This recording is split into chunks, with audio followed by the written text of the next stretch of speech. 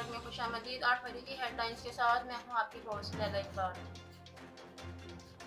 Corona के वार और बचाव की तदाबीर जारी। लाहौर के अस्पतालों में वेंटिलेटर्स भर गए। NCOC ने कोरोना वैक्सीनेशन सेंटर्स एतवार को खुले रखने का फैसला कर लिया।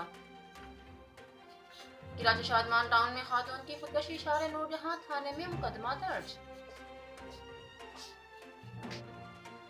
दूसरा दिन चीफ जस्टिस अहम केसेस की समाअत करेंगे। कसीरुल मंजला नस्ला टावर की तामीर पर अदालत बरहम। जस्टिस गुलजार अहमद ने कहा सबसे ज्यादा घपले SPCA ने किए।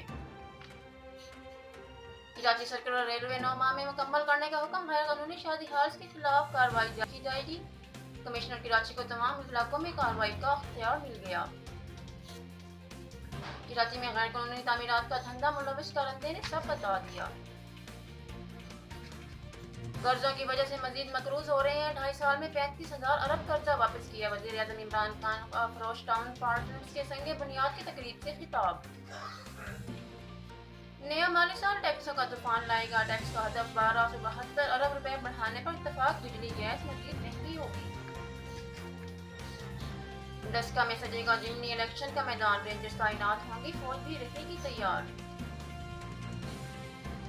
जहांगीर तरीन अकेले अदालत नहीं जाएंगे। अरकान असम्बली और कारकुनों का काफिला साथ होगा। हामिद ग्रुप ने पेशी पर पावर शो का फैसला कर लिया।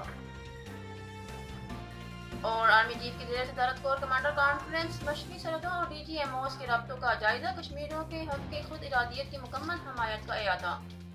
ISPR के मुताबिक मुल्क की इलाकाई और आर्मी सिक्योरिटी सूरत हाल का जायजा भी लिया गया।